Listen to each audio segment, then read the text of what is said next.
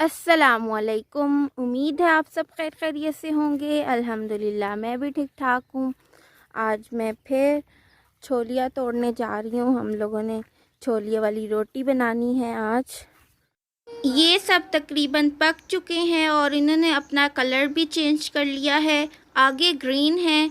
मैं आगे से तोड़ती हूँ। अब्बू कह रहे हैं कि मैं काट देता हूँ, तुमसे नहीं निकाले जाएंगे, तो अब्बू मुझे काट के दे रहे हैं ग्रीन ग्रीन। ये अब्बू ने मुझे पकड़ाए हैं ग्रीन ग्रीन। अब्बू देख देख के काट रहे हैं क्योंकि काफ़ी ज़्यादा पक चुके हैं। पिछले दिनों आंधी वगैरह बहुत आई है तो ये सब पौधे गिर गए हैं। बारिशें बहुत हुई हैं तो ये सब पौधे इस तरह से गिर गए हैं। अरीफा ने दादा की तरह पगड़ी बांधी हुई है।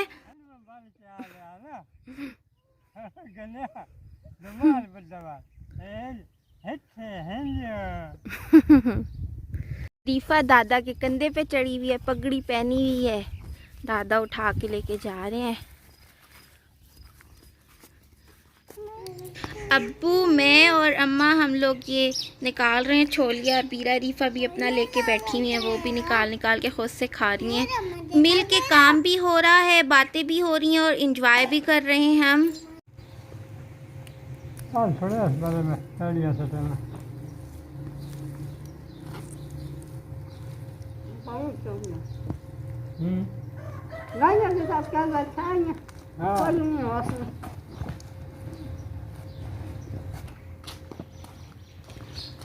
अब्बू गाय को डालने के लिए जा रहे हैं। अब्बू कह रहे हैं गाय को छोलिया बहुत पसंद है, बहुत मज़े से खाती है। मैं अब आटे की तैयारी की तरफ आती हूँ। ये प्याज, मिर्चें और टमाटर और छोलिया मैं इसमें चॉप कर लूँगी। छोलिया भी मैं इसी में चॉप करूँगी।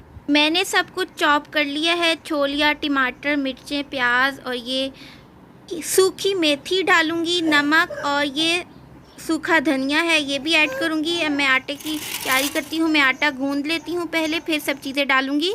आटा मैंने गूँध के रख दिया था तकरीबन आधे घंटे के लिए और अब मैं इसके अंदर ये सब चीज़ें ऐड करती हूँ।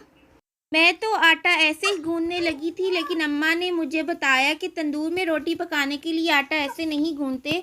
आटे को आधे घंटे के लिए गूँध कर रख दो, बाद में फिर इसमें हर चीज़ ऐड करना, वरना अगर आटे में खुश्क आटे में ही हर चीज़ डाल दें तो फिर हर चीज़ जो है वो अपना पानी छोड़ देती है। इस तरह फिर आटा पतला भी हो जाता है और तंदूर में नहीं लगता।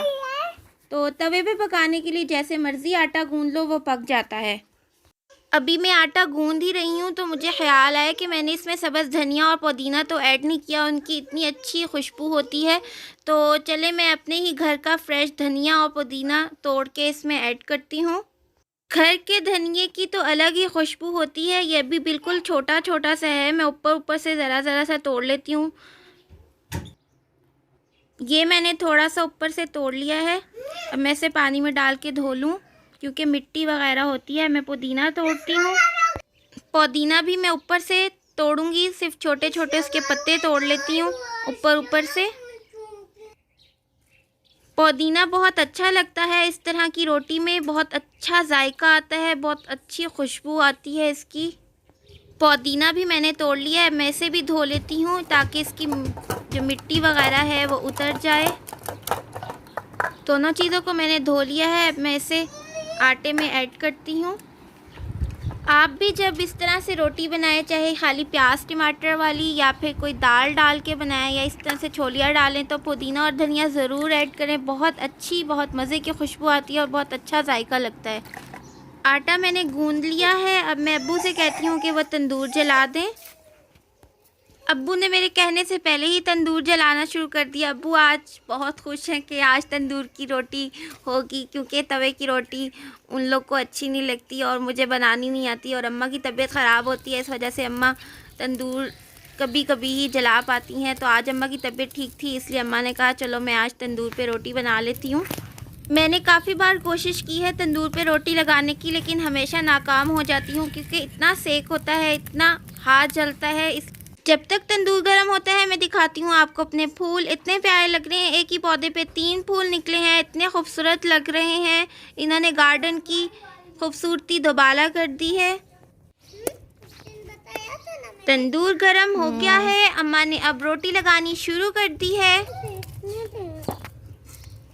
اتنا ہاتھ جلتا ہے, دور کھڑے ہوئے اتنا سیک آ رہا ہے, اتنی گرماہٹ ہو رہی ہے, اور اماں کی ہمت ہے وہ اندر ہاتھ ڈال کے روٹی لگا لیتی ہیں. چلے میں کوشش کرتی ہوں ایک روٹی اتاروں, لیکن ہاں میرا ہاتھ جل گیا, نہیں اتر رہی مجھ سے.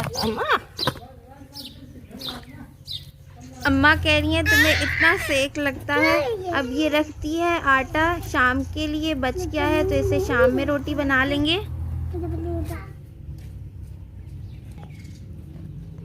ہمیشہ کہتے ہیں تم کوشش نہیں کرتی, لیکن میں بہت کوشش کرتی ہوں, لیکن ہمیشہ ہی میرا ہاتھ جلتا ہے, اس وجہ سے میں نہیں بنا پاتی.